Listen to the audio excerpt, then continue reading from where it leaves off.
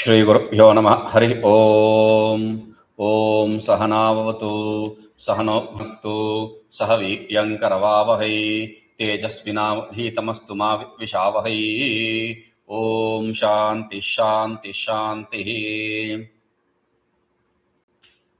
So yesterday we saw the Guru initiated. After you gain the prerequisites, you have to approach the Guru. If you hear what the self is, if you have doubt regarding your existence, who am I, etc., then you have to only approach the Guru. That was made clear. And when you go to the Guru, what does he do? He negates whatever is non-self. That procedure, that methodology was explained. Na tvam dehaha, na indriyani, na pranaha, na manaha, na dhyaha, vikaritva, vinashitva, drishyatva, ghato yathā. So he gave a syllogism saying, you are not the body, the foot sheath is negated. You are not the prana, indriya, whichever, okay? You are not the prana, the vital air sheath is negated. You are not the mind sheath is negated. You are not the intellect sheath is negated. Now, the next sheath, which is the ignorant sheath, which is also called as ajñānamāya kosha, is not negated. Without negating it, he cannot go to the next shloka, next verse, where he explains the inherent nature of self. So, we have to understand these four are explicit, that is implicit. Without that, you cannot go further. You have to negate that also, because that is also drishya. That is also vinashi. That is also vikari. Okay. So, now, the self, the ignorance. But wait. Without saying the ignorance, how can you negate the ignorance? That's a good question. Atmana akasha sambhutaha akashad vayuhu. The creation is explained in the Taittiriya Upanishad. Atmana akasha sambhutaha. From the self came into existence ether. From ether, etc. But forget about all that creation. From the self came into existence ether. Yes? Yes. Space came into existence from self. That is not a right thing. Because self is useless. Self is completely useless. It's not fit for the job. Why? Because it is nishkriya. It does not have any activity, action. It is a niravaiva. It does not have any limb parts. It is a nirguna. It does not have any attributes. It is useless for this job. How can self, which is useless for this job, be cause for creation? So, we say in between the self and the ether, the space, there is something which is called as ignorance, which is the cause for creation. So, that ignorance also needs to be negated. The same three logic is applied there, and we got rid of that ignorance also, that ignorant sheath also. Now, after negating what is not, what is should be established. So, the Guru goes on to say, Vishuddham kevalam jnanam nirvishesham niranjanam yadekam paramanandam tattvam asyadvayam param tattvam asi tad tvam asi. You are that. What? Who am I? Who am I? The one which is devoid of these three defects, these three reasons. The three reasons which say vikaritvat, vinashitvat, and drishyatvat. Because it is transforming, because it is getting destroyed, it is decaying, and the other is because it is seen. So these three reasons should not fit in whatever you are, whoever you are. So those three are used, negated by saying Vishuddham kevalam jnanam. Vishuddham, it is pure, therefore it is not visible. Nirvishesham, it is attributeless, therefore it is not vikari, it is not transforming. And niranjanam, it is not anjanam. Anjanam means association or defect. It is defectless. Therefore, it is not vinashi. It is not that which undergoes destruction. So, all the three reasons which fit in the world is so shown to be unfit reasoning here. The self does not sit in all this. So, who am I? Then he says, that one self which is non-dual, which is absolute bliss, that is you. So the sajatiya, vijatiya, swagata bhedas, the three kinds of dualities of the duality in itself, duality with same class, duality with different class, all of them are negated, and the Guru tells him, you are that. Okay. Now, I am that. I'm happy. How do I know I am that? How do you know I am that? This is a big question. The Guru gave him the logic, but still, how do you know I am that? How can I accept this? If there was this incident in Rishikesh, this boy, this brahmachari, seeker, he is a very good seeker. He went to this teacher who was explaining Vedanta. He went to him and said, Tattvamasi, you said, okay. How can that be? This Guru got irritated. He said, I say, therefore, you are that. If I say, therefore, you are that, then it is a dogma. It is not a tradition. Because I, you. I say something, you say something, you say something, I will also say something. I am not that. No, I say, therefore, you are also not that. You can dismiss the Guru's existence also. Now, that is a problem. So, we are not teaching a dogma. We are teaching a system which is experiential, which is understandable by yourself. I am not saying something which is beyond your logic or beyond your experience. To show that, Guru says, śabdasyādyantayoḥ siddhaṃ, manaso'pi tathaiva, madhye sākṣitayā nityaṃ, tadeva tvaṃ bhramaṃ jahi. śabdasyādyantayoḥ siddhaṃ, manaso'pi tathaiva, madhye sākṣitayā nityaṃ, tadeva tvaṃ bhramaṃ jahi. Beautiful. This is upapatti, we call it. This called as upapatti, logic. Meaning, when you are listening, you have to apply the logic to understand that the reflection and contemplation is taking place. So, he is giving you how to do that. śabdasyādyantayoḥ. That is the first point. And the second point is manaso'pi tathaiva. There are two states of perception. When you say, I see, there are two things you can see. One is the objects through your sense organs. When your sense organs perform, if they are proper, then you see things through your sense organs. That is one seeing. The other seeing is through your mind. When even when the sense organs are not performing, when they are not active, even at that stage, you have your mind active. So, there are two perceptions. One is a perception through the sense organ. The other is a perception through the mind. So, he is taking śabdasyādyantayoḥ siddhaṃ. That which exists. Siddhaṃ means that which exists. Where does it exist? śabdasyādyantayoḥ. Adi antayoḥ. Adi means beginning. Anta means end. In the beginning, at the beginning, and at the end, in the end. Of what? Śabdasya, of the sound. Sound is just a pointer to the other sensory perceptions. Let us see what it is. Sound. When I say Om, there is a silence, then starts Om, then it goes crescendo, and then it merges in that silence. So, the Om or A or U or A, whatever you want to say, that starts, that sound starts, that stays, and that merges. So, we call utpatti, sthiti, laya. Manifestation, existence, merging, and manifestation. So, any object that exists in the world has three trikshanavasthai. Trikshanavasthai means has existence for 3 seconds, 3 moments. Seconds means not this,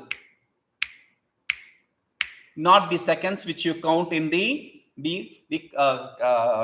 the clock, etc. Not that. The second here is a logical term. Anything in between is called a second. You can accept that also. Does not really matter. Like, I don't understand. Anything in between means, okay. Kshana means Kshana means moment. Okay. Moment means it is not second. It is anything in between. Any period, any lengthy period of time is called as moment. How? We started this building. Okay. 2 months ago, somebody asked, what's happening? Building is on. We are building. 2 months later, we are building. Sometime later, we are building. Until everything in the house, like the electrical work, the plumbing work, the painting work, everything is complete. I will be repeating, we are building. I will not say it is over. So I started it now. Building, over. So between the start and over, whatever activities, they are one activity, because I am going to say again and again, building, doing it. So it doesn't change. So that is considered as one activity until it changes. Or I am seeing something. Pot. I am seeing cloth. Note. See, the moment I move my eyesight from one object to another object, the other object stays exist. That is the object which I perceive. So the length of perception does not really matter. It starts, it stays, it extinguishes. It manifests, it stays, it unmanifests. So any object you see through your sense has only existence for 3 seconds, 3 moments, meaning they are temporary, they are non-eternal. That's all you have to know. The objects which you perceive, they are non-eternal. Okay. Now, mind. Thought arises, thought stays, thought subsides. Arises, stays, subsides. Even in thought, there is the same manifestation, sustenance, and manifestation. Meaning, 3 kshana, 3 moments. Whether it's the object outside or the object inside, they have existence only for 3 moments, 3 seconds. Okay. Now, therefore, whether it is your external object or your internal object, the thought, they are anitya, non-eternal. Wait, why are you discussing about non-eternal? I didn't come here to learn what is non-eternal. I came here to know the self. Very good. If you remember what your goal is, good. So he says, madhye sākṣitayā nityaṃ. Madhye means center, middle, not in the middle of those thoughts. In the middle means the midst of those thoughts arising, sustaining, and merging. Manifestation, sustenance, and unmanifestation. In that, sākṣitayā nityaṃ, that which exists as a witness always. That is what you are. So, let us come to this. Madhye as a substratum. There are 2 words in Vedanta. So, one is substratum, the other is base. Okay, that is how we have to distinguish. One is adhisthana, the other is adhara. Adhisthana is a place of superimposition. Adhara is where there is no superimposition. But we always use this as a synonym. Okay. So, what means is sākṣitayā as a witness principle. We have to understand, because people always teach you to be the witness of everything. Just stay witness. All those are stupid things, because yourself is not witness for anything. You cannot be witness. If you are witness, you are a part of it. You cannot be witness, because object exists, witness exists. Object does not exist, witness does not exist. Object means sakshya. Witness means sākṣi. Only till there is sākṣya, object, there is sākṣi, objectifier, the witness. The self does not have anything other than it, therefore it cannot be the real sākṣi. Just to know, just to let you know that whatever is perceived by you, the one who is the underlying current. To show that we say sākṣi, that's all. Not to say that the self is witness. It cannot do anything. I already said it is useless. So how can that useless fellow be part of your game? He is not fit for any of these things. So sākṣitayā means shantam shivamadvaitam chaturtham manyante sa atma sa viññāyah. Mandukya Upanishad says shantam shivam advaitam chaturtham manyante sa atma sa viññāyah. Shantam sa atma, that atma is shantam, tranquil. So there is no thought, tranquility. There is thought, existence, merging. Tranquility is there as the substratum, and again tranquility, because it has to merge in that substratum, right? Therefore again you have the tranquility. Tranquility, then object, existence, unmanifestation, tranquility. So it has to, there has to be something which is underlying where it merges and subsides. Like you have in the math geometry, you have this line at the bottom and you make a bell curve, etc. Without a line at the bottom, you cannot make any prediction. So you need something at the bottom like that. Here you need this self which exists as a substratum for this to rise and exist and settle. So that is nitya, that is always, because before that the thought appeared, it existed. After the thought appeared, it exists. In the between, of course it existed. I know there is a thought emerging, there is a thought existing, there is a thought merging, there is a thoughtless state, there is no thought in me. I see all that. And I see the object, there is object existence, there is object unmanifestation, there is no object, that also I see. So I see the existence of the object, I see the non-existence of the object, both. So the common thing, whether the object exists or does not exist, is the I which sees. So that is what is referred to as Sakshi. In Shruti, it is said, Sadeva saumya idam agra asid ekamiva dvitiyam. Sadeva saumya idam agra asid. Agra means before the creation. Sadeva exists. Only the Sad existed. Only the self existed before the creation. And all this creation came into existence. Where does it unmanifest? In the same self. The line for the bell curve. Okay. Similarly, in Mandukya Karika, he says, Ādau vantavyannas madhye tathā. In Madhyamika Karika by Nagarjuna, he also says some similar thing. Before and after that didn't exist. In between also it didn't exist. Meaning it doesn't exist. Means there is void only. But we say before the creation did exist, after the creation does not exist, in between also it does not have any existence, because the self alone remains before the creation, after the creation, and in between the creation also. So sākṣitayā nityaṃ, the existence, absence, both the states are perceived by me, the witness. Therefore, tadeva tvaṃ, that you are. Tadeva tvaṃ, definitely, indeed, eva, indeed, tad you are, you are that. Now, bhramaṃ jahi, give up your erroneous knowledge. Give up your illusion. Give up your delusion. Wait. There are two things which Guru says. Tadeva tvaṃ, you indeed are that.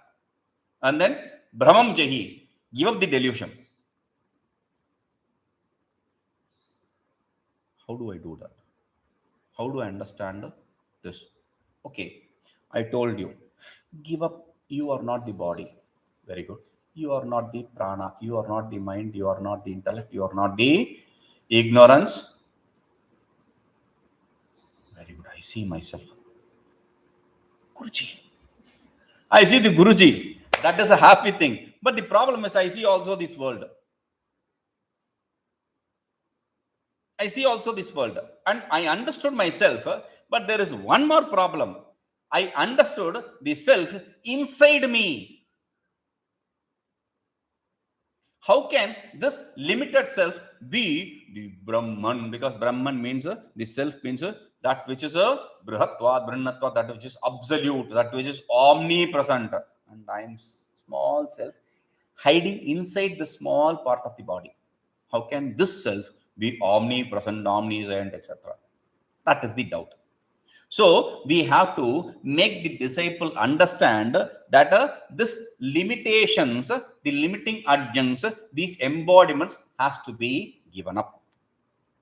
When you give up the embodiments, what remains is that one non-dual self. I don't understand. Okay, see, there is a pot. Inside the pot, there is space. Outside this pot also, there is space. So I say the pot space is the external space. How can this pot space be the external space? This is a very small space. That is vast space.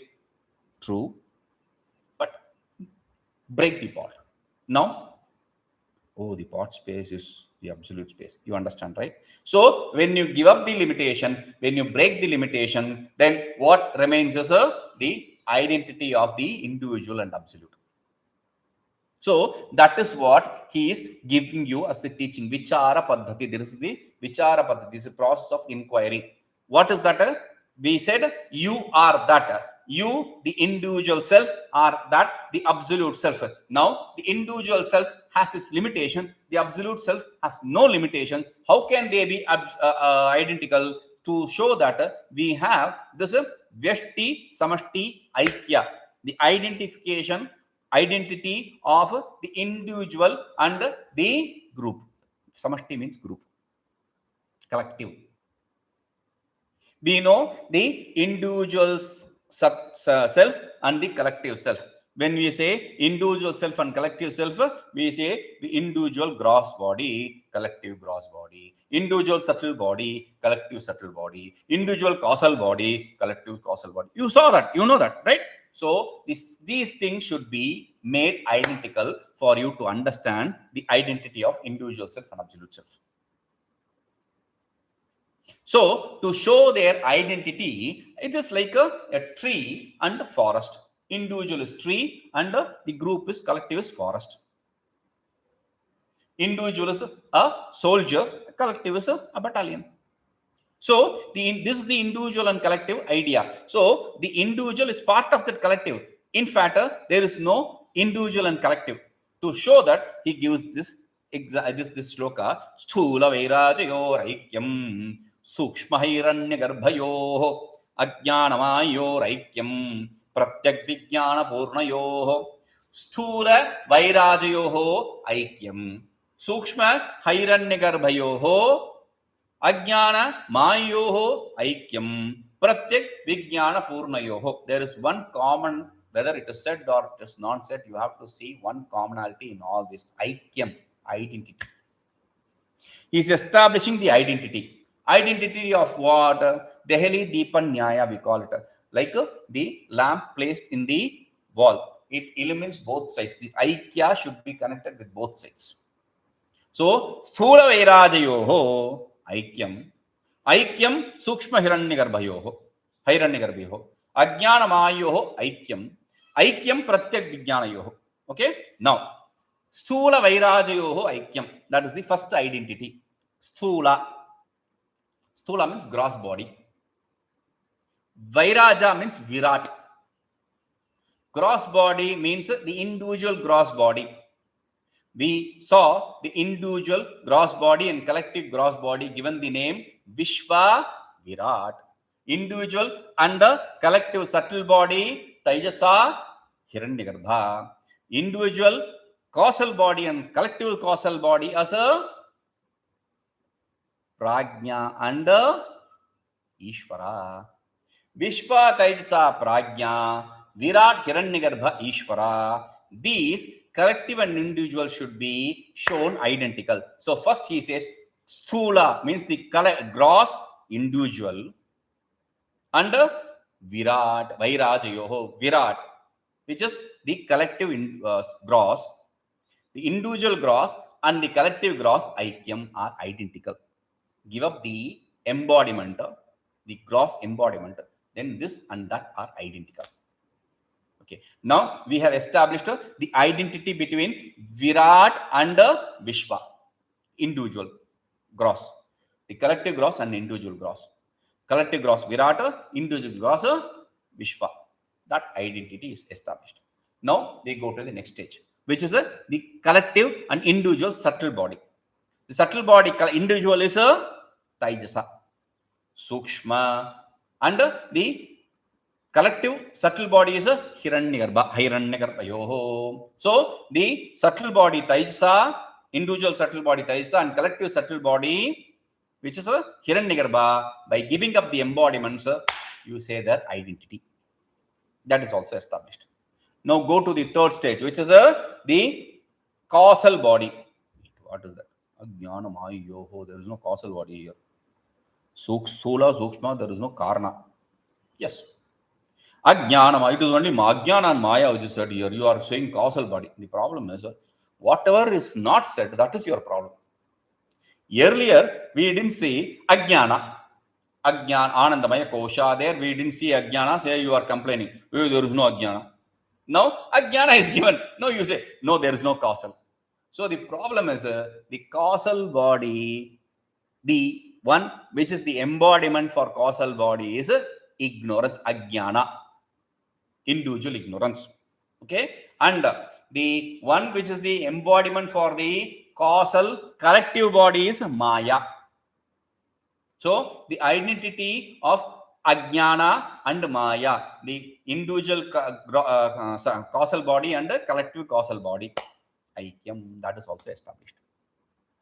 Okay, meaning you are not establishing anything, you are giving up the embodiment. When you give up the embodiment of gross, subtle and causal, they are one and the same. Like you remove the pot, the space inside the pot and the space outside the pot are one and the same. So you are just dismissing the embodiment. Remember, by just dismissing the embodiment, by negating the embodiment, you have established the identity. It is always one. Now, the fourth is pratyagvijñānapūrṇayoḥ. Pratyagvijñānapūrṇayoḥ. Pratyagvijñāna, pratyagatma, and purna, paramatma. Between them also there is aikya. The individual self and the absolute self are also one. The difference between the previous three and this one, identity between the previous three and identity between these two is, previous three means the causal, subtle and gross, and this one, the individual and absolute self, is very important, because there you have embodiments. The causal embodiment, the subtle embodiment, the gross embodiment. Here there is no embodiment. So the embodimentless individual self and the embodimentless absolute self are one and the same. Aikyam. So we have established the embodied and non-embodied state of identity. So tadeva tvaṃ. Do you have any doubt regarding that? You alone are that. You are that. There is no doubt now. Okay. Give up the delusion.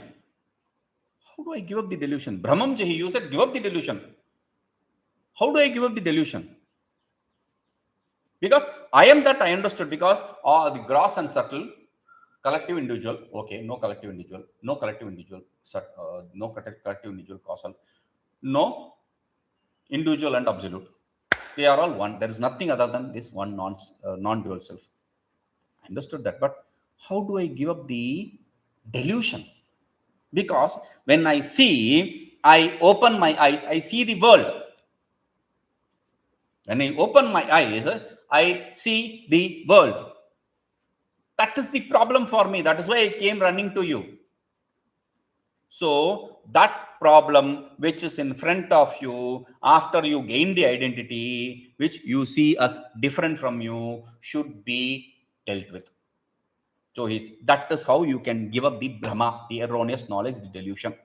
So he says, cinmātraikarase viṣṇau brahmātmaikyasvarūpake bhrameṇaiva jagajjātaṃ rajjvāṃ sarpabhramo yathā cinmātraikarase viṣṇau brahmātmaikyasvarūpake bhrameṇaiva jagajjātaṃ rajjvāṃ sarpabhramo yathā. So there is example, there is exemplified. We have to understand the example to understand the exemplified. What is this creation? What is this world we see? What is the world we perceive? So he says, rajjvāṃ sarpabhramo yathā. That is the example. Like yathā, like just as a rajjvāṃ, in the rope, sarpabhramo, the erroneous knowledge of the delusion of a snake. So, two things. Normally in the dim light, when you see something, a rope, even if it is a rope, because of your fear instinct, a snake is projected there. You see a snake. And the hell breaks loose. Now, for me, it was different. When I saw here, there was a snake actually. I didn't see, I thought it's a rope. A rope like of the kind of the handle for the paper bags. That thin. There was a rope there. And somebody brought a sweet box. So I thought that the ear of that handle broke, and that handle is what is seen there. I was about to pick it up. I saw there is a difference from one side to other. One is thick and the other is thin. So what is that? On closer inspection, I understood that it is a snake, not a rope. There is an erroneous knowledge of a rope on snake. Then I had to take a small stick to pick it up and throw it out. Anyway, so the point is the erroneous knowledge takes place because of the ignorance regarding the substratum. I don't know that it is a snake. There is a superimposition. I don't know that it is a rope. There is a superimposition. Without the substratum, there can be no superimposition. So first we understand the substratum, the rope. Now, the rope has nothing connected to the snake except the size, etc. It has nothing to supply as a material cause for the snake to exist. When you ask from where the snake came, the one fellow said, no. The snake which you saw in the forest is seen here. I saw 3 days ago. That is what is seen here. This is one fellow. The other fellow will say, no. The snake which is existing in the forest now, that breaking the walls, making the walls disappear, it is seen in this rope. The third fellow says, no, neither the rope nor the snake is real. For us, the substratum, without the substratum, there can be no superimposition, there can be no snake perception. Therefore, the substratum is here, this rope, and the superimposition, the snake is a superimposition. Why we say it is a superimposition? Because there is no material cause for the snake to exist here. It didn't exist before, it does not exist later, after understanding that it is rope. Therefore, there is no reason for the snake to exist. So therefore, we call it superimposition. So rajjvāṃ sarpabhramo. It is very difficult. This example, pot, ghata, pata. Ghata means pot, pata means cloth. Ghata, pata. Means it sounds like khatpat, kind of trouble. Khatpat means trouble in Hindi. Okay, it's a trouble. This example is a trouble. If you don't understand, it's going to trouble you till the end. Similarly, this Rajju snake, Sarpa. Okay. Once I finished the class and this boy, he came to me and said, why is this Raju fellow bringing always the snake? As Raju is a name of a person, right? Why is this Raju fellow always brings the snake to the class? I said, where is Raju? Where is he bringing the snake? Raju Sarpa, you always kill Raju Sarpa, Raju Sarpa, Raju Sarpa. Raju Sarpa. The problem is Raju is rope, he does not understand after the class. Anyway, so rajjvāṃ, in the rope, you see the erroneous snake. Brahma. Example, we'll see the example effect. Om Purnamadah Purnamidam Purnat Purnamadachyate Purnasya Purnamādaya Purnameva Vashishyate. Om Shanti Shanti Shanti.